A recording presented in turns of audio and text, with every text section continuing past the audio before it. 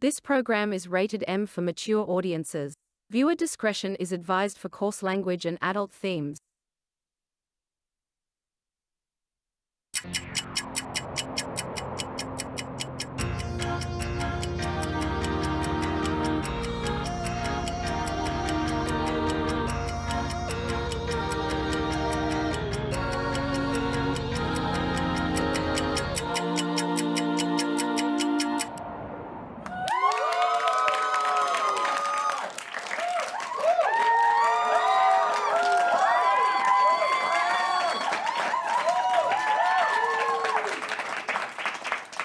Hello, my loyal subjects. My name is Lady Mallory. And my name is Sir Doug, and welcome to Through the Ages.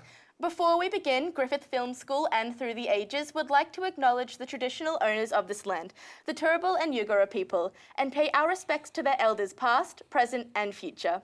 We also extend that respect to Aboriginal and Torres Strait Islander peoples viewing today. Today, we will be diving right into the medieval times. We've got peasants running wild in Brisbane. We test your knowledge on history, and it wouldn't be a medieval episode without a bit of witch burning. Would not. Swords, shields, plagues and crusades, we have so much coming up, so sit tight and hold on as we take you through the ages.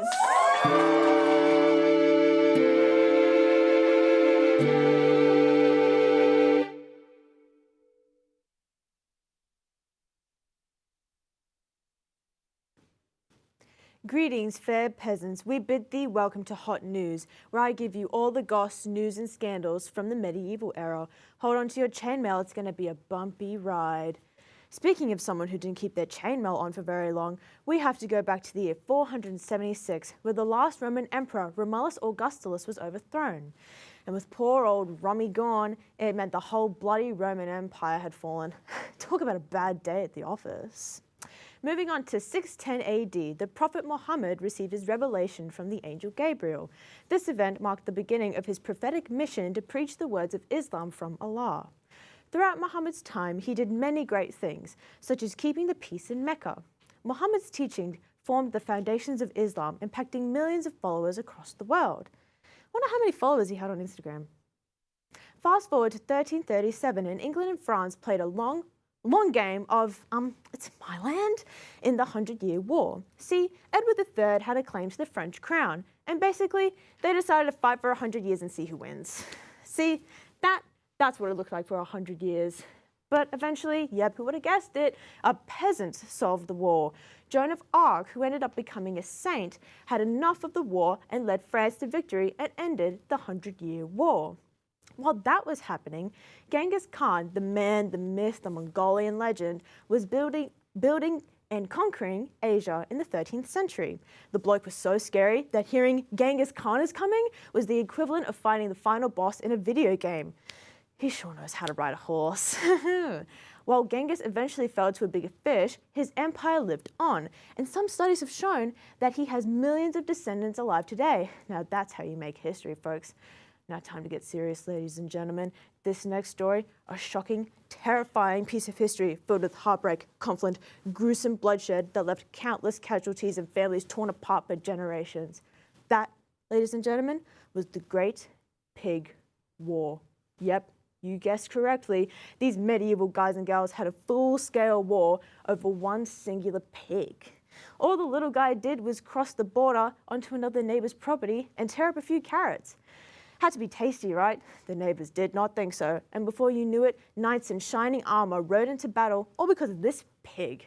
Eventually, a truce was able to be agreed upon because they had much bigger problems. The Black Death. Oh, look how quickly this thing is spread, oh my God. Yuck. The widespread 14th century pandemic that killed anywhere between 75 and 200 million people. This devastating event had such an impact that it reshaped the land and culture of Europe for many years to come. Shocking, I know, right? Unfortunately, that's all from me today. I hope you learned a thing or two, whether it was Muhammad bringing people together or a horrible plague that wiped them all out. In fact, let's head now to Scandal of the Age, where we see a recreation that includes all the goss and buzz from the tragic event, the Black Death.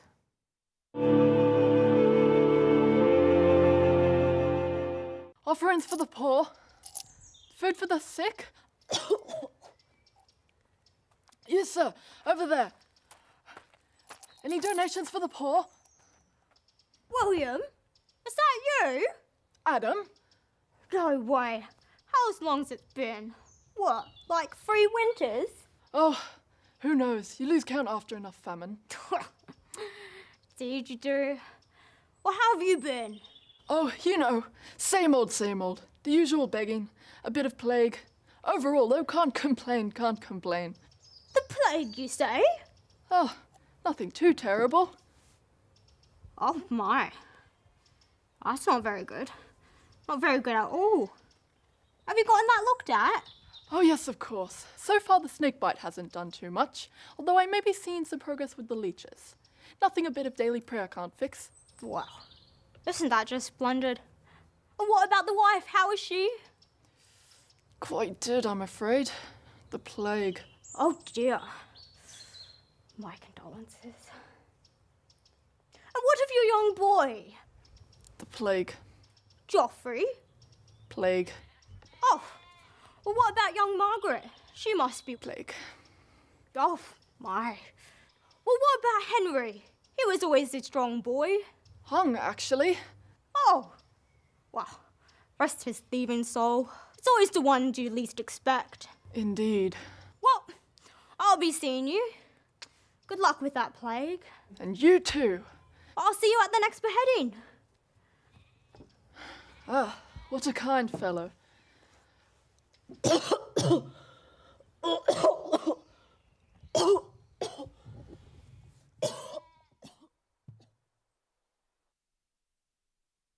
That recreation. Wow. Such realistic stuff. Yeah. Do you reckon the leech treatment would work on this rash? Oh my God, no. You should get that checked out by a medical professional. In fact, I think just cut your losses and get rid of it, actually. Cut it off. Oof. Now, through the act of science, which is way above our pay grade, Through the Ages has transported an unexpected wench from medieval England and plopped them straight into South Bank in Brisbane. How did they handle modern Australia? Let's find out. Yeah.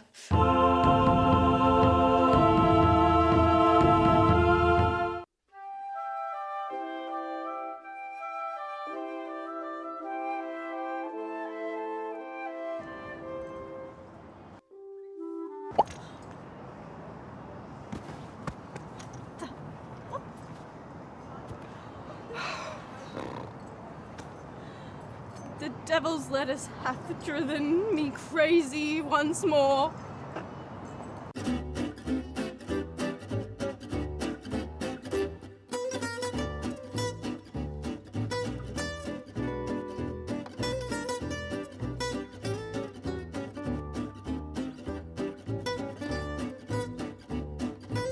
How have they trapped you in this metal contraption?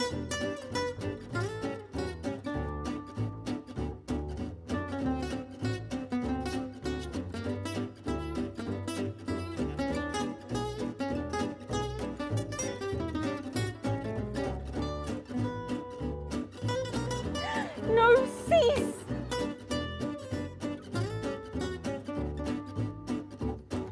I will save you, I promise, with my last breath.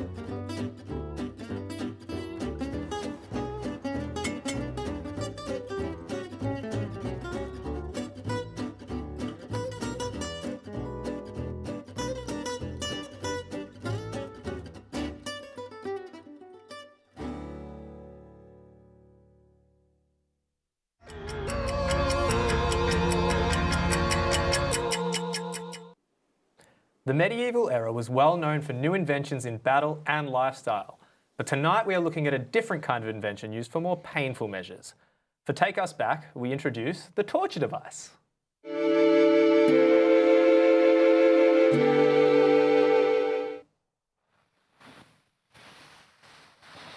We have Jack Reynolds from the Griffith Historical Society here tonight, who will help us walk through how medieval torture devices would have worked and what forms they would have taken during this era. How you doing, Jack? Well, Doug, I thought my day was going quite chaotically until I looked at this meticulously crafted masterpiece. But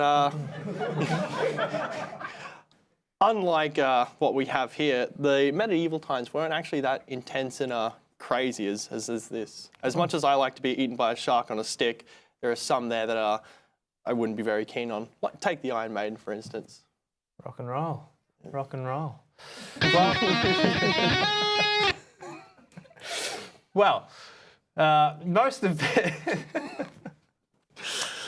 Great. I'd hate to be claustrophobic and be put in the Iron Maiden. Was it the Iron Maiden, or is it the what's the one with the spikes and the closed closet situation? That was the Iron Maiden. Oh, yes. okay, lovely. Well, I guess being claustrophobic is probably the least of your worries during that. Hey. One of them, I'd say. Right. Right. So, what do we know of torture devices in the medieval era, and how did they work? Well, Doug, we know quite a lot actually, but it all really depends on what culture is sort of like possessing the torture devices. Okay, that makes sense, and as well as what time period. Right. They can be as simple as, say, using arrowheads to inflict injury, all the way to like the rack or the Iron Maiden or the brazen bull. Ooh. What is the brazen bull? Well, it's a lovely piece of art where you stick a person inside it. Inside a bull? Light the bull on fire by putting a fire underneath it, and then superheating the metal. Yeah, it's not fun. Well, I mean, like, I get it. Winters can be cold. Bit overkill. But I don't think that's the way to warm up, hey? Yeah, I think I'd just stick to a blanket and some Ovaltine. Yeah, I think that's a good idea. Yeah. Now, I guess if we're looking at this diagram here, can you tell us what is actually historically correct? Obviously, the shark is. I know you said... historically approved, of course. Thank you so much. Well, the beheading was more of an execution rather than a torture. The scorpions would have been used in places like Persia and Egypt. Okay. The hanging, though, you've popped them up a little bit too high. Too high? Yeah. Supposed to be a little bit further down, I reckon. Oh. Yeah. That's right. You get points for trying. Well, I put a lot of effort into it. Yeah, I can see. Thanks. So, like, I guess, speaking of torture devices, how long did they last, and when did they kind of stop being used in history? Well, the popular ones sort of were outlawed around the 19th century. Oh. However, that's a vague thing. They're probably still being used in places around the world, unfortunately. Oh, still being used. I was going to say the 19th century is quite recent. Yep. It's what can I say? It's a lawless world out there. It sure is. And what would be your favourite torture device? Well, I'm very anti-killing, as I'd hope you would be too. But I prefer the rack. The rack. It's the one that you'd most likely survive the most with only a little bit of limb pain. Limb pain. Okay, can you explain how the rack works for those sitting at home wondering? Oh, yeah, you know what? I can do that. So you place on sort of like a wooden horizontal slat with your limbs tied to winches, and then those winches are pulled to dislocate your limbs from their socket. Most of the time you just walk away with sore limbs. However, depending on how overzealous they get, you might be a bit paralysed afterwards. Did anyone ever lose their arms? Probably not to the rack itself. Afterwards, maybe. I can see that. Right. And then how did they control the screams of agony? Was that a deterrent for others? That was the ambient sound of the tower. I'm about it. Yeah. So who would usually make the call for using those torture devices? It all depends on the crime that the person is actually being tortured for. Okay. If there's something more like heretics and like heretical practices, it'd be something like a cardinal or a bishop.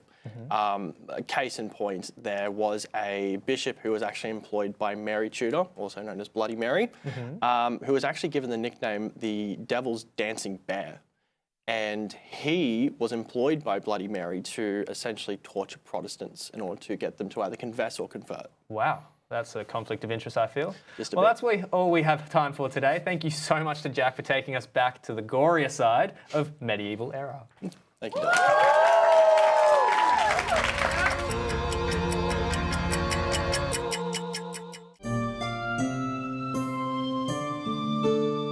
What's that I see over there? Britannia's most beloved man. It's you, field worker. Are you struggling to stay bright in the dark ages? Some getting on your nerves, and you think the royal guard will imprison you before attempting to slay them? Think again! With my services, the Royal Guard will be itching to help you take them down. If someone disagrees with you, they are hideous, misinformed, and deserve to be burnt at the stake.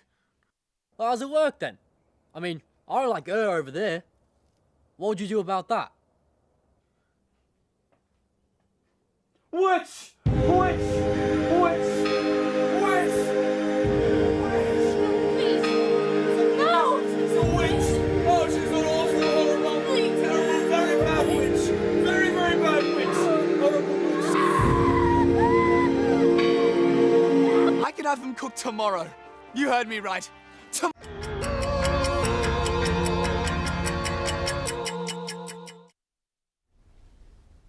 Thank you, Paul Woodman. The Crown shall look kindly upon your house.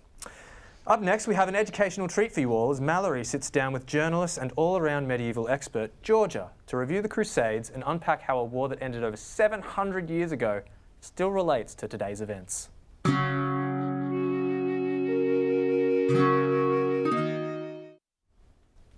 Hello. Well, I can tell you right now, it wasn't all ring-a-ring-a-rosies in the medieval times, was it, Georgia? Oh no. Do you want to know a fun fact? The game Ring a Ring of Roses is actually based on the Black Death plague that occurred during the medieval period. Oh, I'm not sure if that would be fun necessarily, but it was definitely a fact. Now let's address the elephant in the room. Not that one. The Crusades. The Crusades were a series of extremely brutal and bloody wars in Europe and the Middle East that caused major destruction of cities and the loss of millions of innocent people, including women and children. Jerusalem is considered by Christians, Muslims, and Jewish people to be the Holy Land. In 1071, a group of Turkish Muslims moved into Jerusalem. This introduced political issues which impacted the European Christians' ability to safely make their pilgrimages to the Holy Land. After years of disruption, Pope Urban II was approached by the Byzantine Emperor, who appealed to have assistance in fighting the Turks for invading a holy site. So the Pope with the funny name, he played a part in starting the wars? Yes, that's correct. Along with reclaiming Jerusalem, the Pope wanted to be the head of the Christian Church. And so, in 1095, the Council of Clermont called for Christians to defend and reclaim the Holy Land. Christians were informed that their participation would grant them a plenary indulgence, which means that they would be cleansed of their sins. And this incentive was the driving force for the Christian followers, those dirty, stinky, sinful boys. There were many incentives for Christians to join. It was known as the People's Crusade. Peasants wanted to honour and prestige. Merchants wanted to regain control and the trade routes, and the knights wanted to defend Christianity. The sheer number of Christian fighters led to them their first and only victory. They conquered numerous cities on their way to Jerusalem, as well as the Holy Land itself. But if the Christians were successful in reclaiming the land, why did you say the Crusades span over 2 centuries? This is because there is said to be at least 8 Crusades. 8? Why were there so many? Wasn't like 2 enough? It seems that each Crusade instigator believed they could lead a successful campaign that would reclaim the Holy Land. Additionally, the more the Crusades went on, politics and power became as much of a driving force as religion. The King's Crusade was the third and initiated by Richard the Lionheart, the King of England, in 1189. Due to the lack of unity among leaders, this campaign was also unsuccessful and led to the Crusaders turning against each other. Each war that followed had the same result. Well, why are we still talking about the Crusades today if they were all very unsuccessful? The Crusades created lasting impacts on the world, specifically in Europe and the Middle East. Trade was boosted due to increased travel through new cities and resulted in an expansion of modern technologies. However, this influx caused intense religious and political divisions, widespread conflict and discrimination. While the Crusades took place almost 900 years ago, their repercussions are evident in current world issues, including the crisis in Gaza. The major Crusade battles were held on Palestinian land, and while the conflict did not directly cause this modern division, European colonisation provides the context for these multifaceted schisms. Well, they certainly left their mark on history. Long story short, the Crusades were a bad time.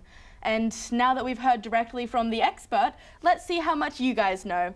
Our field reporter Bjorn is putting local Brisbaneans to the test and finding out how much they really know about the medieval times.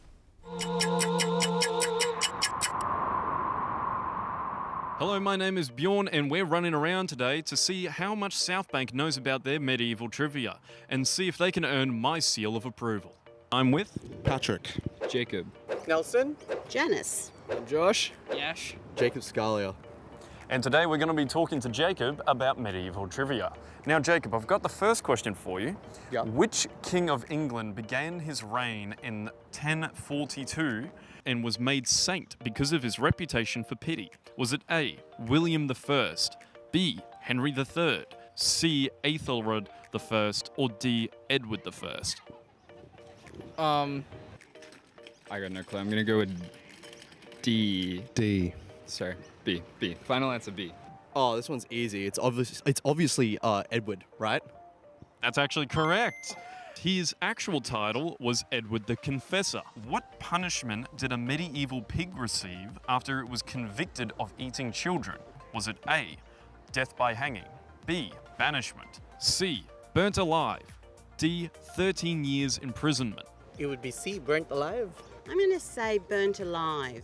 I'm gonna guess banishment, I think. I feel like he shouldn't be allowed near children again. 13 years imprisonment, D. That is incorrect. It was death by hanging. You were the first person to get that right. They somehow hung a pig. It's a bit harsh, isn't it? What was the first book printed on the printing press? Is it A, the Canterbury Tales, B, the Beowulf, C, the Bible, or D, the Song of Roland? The Bible? B. I think we're gonna go with B. I'm gonna go C, the Bible. I think it would have been the Bible. That is correct. Which of these is not a medieval demon? Is it A, Mammon, B, Asmodeus, or C, Orlux? C. We're gonna go with B. I'm gonna go with C, Orlok. I'm just going to guess Orlux. That is correct again. It is Orluk, who is not a medieval demon. What portion of Europe was killed because of the Black Death in 1348 to 1349? Was it A, 3/4, B, 1/3, C, 1/5, or D, 1/10? 1/10. A third. 1/3. 1/3. Yeah, 1/3. The quarters one. I don't know what how many quarters, but it's definitely a quarters, right? Like, am I right? No. That is correct. It was 1/3 of Europe that unfortunately perished due to the Black Death. Which utensil was the last to be invented? Was it A, the fork, B, the knife, or C, the spoon? Well, it can't be the knife because we've been stabbing people since we made fire. The fork. I'm gonna say the spoon. I'm gonna be for real with you. I think it's like the knife. I feel like, you know, like you can stab things with a fork and like you can also cut it with the fork. And with like a spoon, it's like usually like you pick it up and you go. It's a fork. I'm gonna say fork. Am I right? No. That's correct. You said that with such confidence. Wow.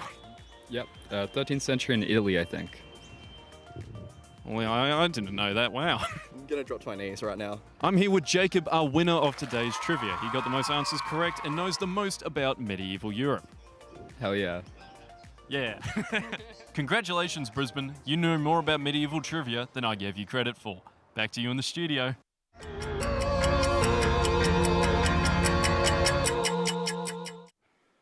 Thanks, Bjorn. How'd you go, Mel? Not the best, not the worst. Right in the middle, I guess, you know. Yeah, I'm still stressed about that pig that got executed. Yeah, he ate children, but like, how did they hang him? It's very, very, you know, upsetting. I mean, apparently they dressed him up in a little waistcoat and top hat, and I actually don't know if I want to see that image, so... Yeah, no, I don't think our producer would want that on air. No.